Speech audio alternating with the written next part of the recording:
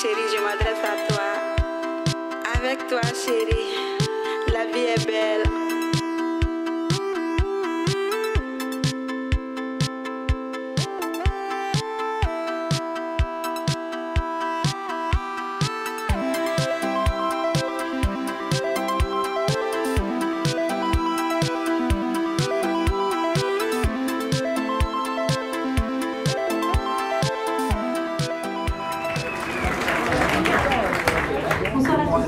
Je m'appelle Margot, en tout cas pour le début de cette histoire.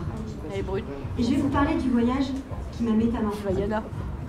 En fait, c'est suite à une rupture qui m'a fait perdre tout repère que je décide de laisser parler mon désir de courir le monde. On est le 3 mars 2016 et c'est dans un tourbillon de colère et de regret que je prends cet avion, seule. Malgré les inquiétudes et le peu de soutien de mes proches qui m'ont martelé la tête de leurs avertissements, je sais du plus profond de moi que je ne dois pas reculer. Pas maintenant. Ce voyage m'est essentiel, notamment pour combattre ce côté caméléon à sans cesse composé pour être apprécié de tous. Je suis fille unique. J'ai toujours eu du mal à m'intégrer à des groupes, même à parler devant des gens. Je me suis souvent sentie à part, anormale. Et j'ai cultivé mon indépendance sans vraiment laisser paraître mes émotions. Peu de choses me touchaient. Je suis quelqu'un de très carré, de très terre à terre. Et ça m'allait plutôt bien parce que je connaissais que ça. Bon, je ne vais pas vous parler de la magie du Népal, du mystère d'Hawaï, ni même de la fascination que j'ai éprouvée pour le Japon. En revanche, je vais vous expliquer pourquoi ces 6 mois autour du monde, en stop, couchsurfing, à sans cesse repousser mes limites physiques et mentales, m'ont permis d'apprendre à me connaître. Enfin. Ma première destination, l'Inde, me donne la claque culturelle dont j'ai vraiment besoin pour changer d'état d'esprit. En voyageant seule au pays des contrastes, moi, la reine du contrôle, je suis forcée de lâcher prise.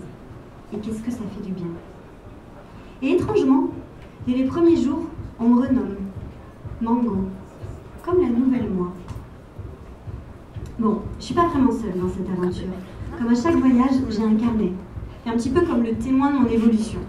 J'ai écrit mes prises de conscience et mes pensées les plus intimes. Mais celui-ci est plus particulier, puisque je souhaite que ceux que je rencontre écrivent aussi, comme si j'avais besoin de garder quelque chose d'eux.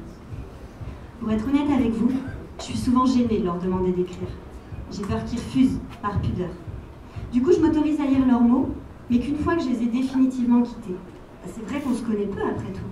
Qu'est-ce qu'ils peuvent vraiment avoir envie d'y inscrire? Et ma première surprise a été que sans hésitation, personne n'a refusé. Et ensuite, j'ai découvert que sans retenue, tous se livrent sur le papier. Ces fils, ces mots déroulent le fil de leur vie, de leurs blessures du passé, de leurs envies du moment. Ils se livrent en m'accordant leur confiance et je peux en être qu'admirative. En fait, c'est comme si ce carnet possédait une aura qui permet aux gens de faire tomber leurs barrières, de les mettre à nu. Ces rencontres éphémères sont d'une intensité qui dépasse tout entendement. Être capable de donner et de recevoir au centuple. Au travers de ces mots, ce carnet est la preuve que ce que nous vivons est partagé et que quelque chose nous unit. Et je crois que c'est de l'amour, comme une sorte de bienveillance les uns pour les autres. Autre chose. Il faut que vous sachiez qu'avant ce voyage, je n'avais jamais peint, car développer un pseudo côté artistique m'a toujours semblé être une perte de temps. Mais un mois après mon départ, face à l'Himalaya, je me revois fouiller mes affaires dans l'urgence pour retrouver la palette d'aquarelle que ma grand-mère avait glissée dans mon sac avant de partir. Comme si elle savait que j'allais avoir besoin de poser des couleurs sur ce que je vis, sur ce que je vois. Vous l'aurez compris, l'écriture et la peinture sont désormais du temps pour moi. Les rencontres me rassurent et certains lieux m'apaisent vraiment. Je gagne en sérénité et je cours plus après quoi que ce soit. Et je crois qu'à cet instant, je rayonne de bonheur. C'est fou. Je pensais pas pouvoir vivre cela toute une vie, alors encore moins en 6 mois.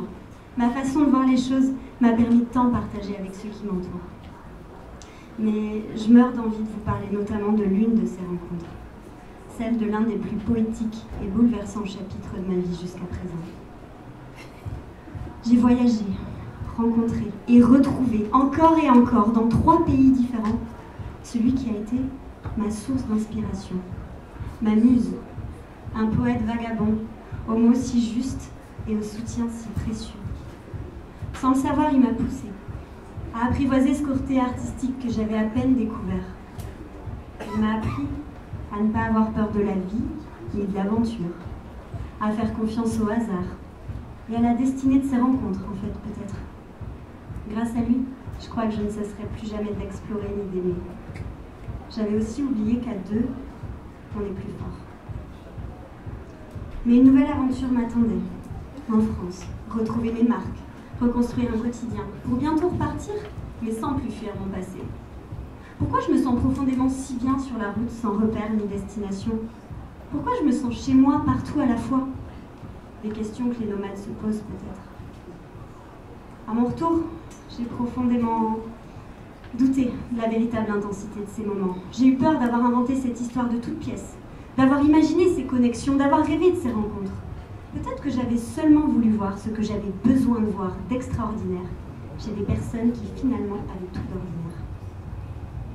Mais j'ai continué à recevoir des mots, des poèmes, des chansons par dizaines de se rencontrer sur ma route.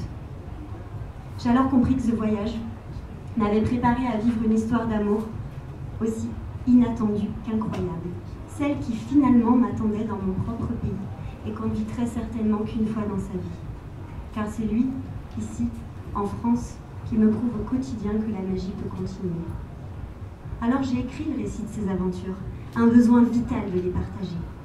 Un hommage en quelque sorte, car sans m'en rendre compte, j'ai fait de ces personnes les héros de ma vie. Et aujourd'hui, je suis prête à raconter l'histoire de Mango, l'histoire où je suis tombée amoureuse de la vie.